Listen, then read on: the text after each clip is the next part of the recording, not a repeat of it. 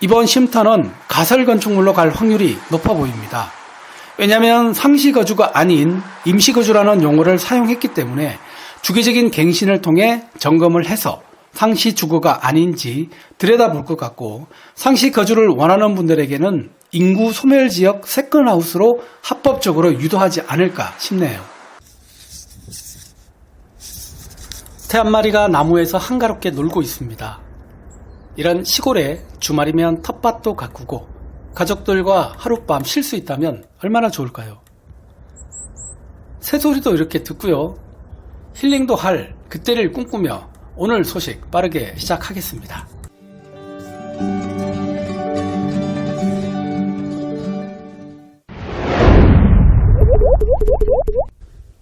며칠 전 정부가 발표한 농촌 체험형 쉼터로 인해서 현재 현장에서는 대혼란이 벌어지고 있습니다. 며칠 전 제가 올린 영상도 많은 분들이 관심을 가지고 시청하고 계신데요. 혹시 보지 않으셨다면 위에 링크로 보시고 오시기 바랍니다. 농막을 계획하고 놓으려고 했던 분이나 주말에 내려가 지내고 올 주택 건축을 계획했던 분들이 이러지도 못하고 저러지도 못하는 혼란 상황에 빠졌습니다. 그래서 오늘은 농촌 체류형 쉼터가 어떻게 진행될지 제가 담당 부처에 전화도 해보고 여러 방법으로 확인해 본 결과 예상되는 시나리오 몇 가지를 여러분들께 얘기해 보겠습니다. 앞에 이렇게 농막이 있습니다. 이런 시골, 이런 곳에 와서 주말이면 가족들과 함께 쉬고 싶은 꿈 누구나 다 가지고 있습니다. 특히 도시민들은 이러한 꿈을 꾸고 땅을 알아보거나 집을 알아보시는 분들이 상당히 많습니다. 그래서 제가 몇 가지 이번 정책과 관련해서 여러분들이 궁금한 사항들 한번 알아보겠습니다. 첫 번째, 농막과 농촌 체류형 쉼터의 차이점은 무엇일까요? 농막은 창고 개념이고요. 주거용 시설이 아닙니다. 그래서 농작업 중에 잠시 휴식 및 농기구를 보관하는 등의 용도로 사용돼야 맞고요. 그리고 이번에 발표된 농촌 체류형 쉼터는 거주를 허용을 합니다. 물론 상시 거주는 아니고요. 임시 거주입니다. 그래서 가장 큰 핵심 쟁점은 가설 건축물로 볼지 아니면 정식 건축물로 볼지가 관건인데요. 현재 각 부처 간 의견을 서로 조율하고 있다고 합니다. 세금 부분도 고려를 해야 합니다. 주택으로 볼지 안 볼지에 따라서 주택 개수에 따른 세제 측면을 고려를 해야 됩니다. 제 개인적인 생각은 정부의 2024 경제정책 발표에서 제시된 인구 소멸지역 약 89곳 지방에 세컨하우스를 사면 1주택자의 혜택을 주는 제도를 주는 방안을 올해 초에 발표를 했죠. 이걸 한번 보면 이번 쉼터는 가설 건축물로 갈 확률이 높아 보입니다. 왜냐하면 상시거주가 아닌 임시거주라는 용어를 사용했기 때문에 주기적인 갱신을 통해 점검을 해서 상시주거가 아닌지 들여다볼 것 같고, 상시거주를 원하는 분들에게는 인구 소멸지역 세컨하우스로 합법적으로 유도하지 않을까 싶네요. 그럼 농막 단속의 명분도 생기고 쉼터의 임시거주, 인구 소멸지역 세컨하우스 유입으로 두 마리 토끼를 다 잡는 정책이 되지 않을까 싶습니다. 그나저나 이렇게 된다면 기존 농막 중 불법으로 변경된 농막은 이 법이 시행되면 쉼터로 용도 변경할 수 있는 기회를 줄까요? 이 부분은 여러분들이 한번 생각해 보시기 바랍니다. 여러분들 생각은 어떤가요? 두 번째로 체류형 쉼터에 포함될 수 있는 시설은 어떤 게 있을까요? 농막에서 현재 가장 불편한 부분이 바로 데크와 자갈입니다. 기존 농막에서 가장 일반 분들에게 불만이 많았던 내용이기도 한데요.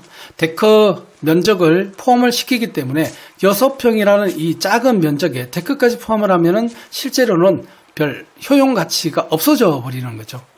그래서 제가 볼 때 이번에 이 임시 거주 시설인 쉼터에는 데크와 그리고 자갈, 주차를 할 수 있는 부분이죠. 이런 부분들에 대한 허용 부분도 일정 부분 완화가 되지 않을까 싶습니다. 물론 제 개인적인 생각입니다. 그리고 필수 시설인 화장실이 있어야 되겠죠. 화장실이 바로 정화조와 관련이 있는데요. 화장실 부분도 들어갈 수 있게끔 이렇게 될 것 같습니다. 세 번째, 체류형 쉼터의 면적과 사이즈는 어떻게 될까요? 예상을 한번 해보면요, 농막과 비교를 해서 예상을 해볼 수가 있습니다. 현재의 농막이 20제곱미터, 약 평수로 6평까지죠. 너무나 작습니다. 하지만 쉼터 같은 경우에는 기존 농막보다 현실적인 개념이 적용될 확률이 높습니다.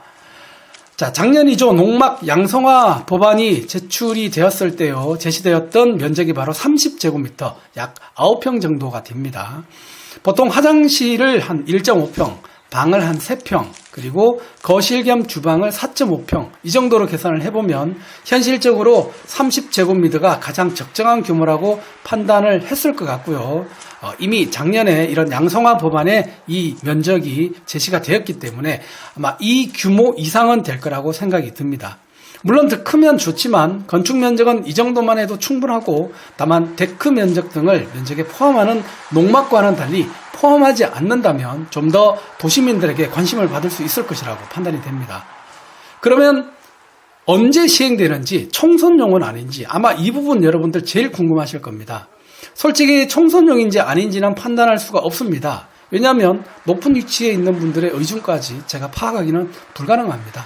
다만 작년 농막 단속 정책의 후폭풍으로 성남 민심에 한번 호되게 당한 정부이기 때문에 농막 양성화 등 여러 대안을 마련하다가 아예 이원화 정책으로 분리 시행하자는 쪽으로 선회하지 않았나라는 개인적인 생각도 있고, 다만 발표 시점에 대해서는 다분히 총선의 의도는 있다고 개인적으로 생각을 하는데 뭐 특별히 나쁘다고 생각하지는 않습니다. 왜냐하면 기다리던 정책이었으니까요.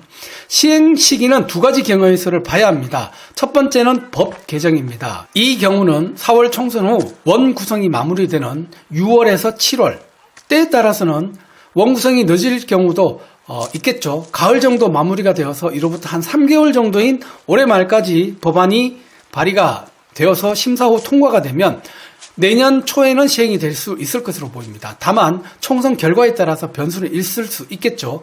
두 번째는 법 개정 없이 시행령이나 시행규칙을 변경해서 시행할 수도 있습니다. 이 경우는 좀 더 빠른 진행이 가능할 수 있습니다. 이 경우도 총선 결과에 따라 달라질 수 있다고 생각이 드네요.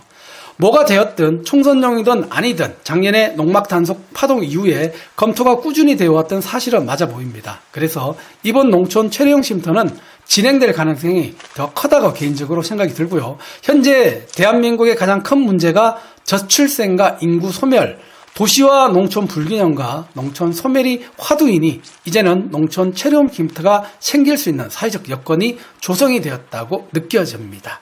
그럼 한번 올해 지켜보도록 하겠습니다.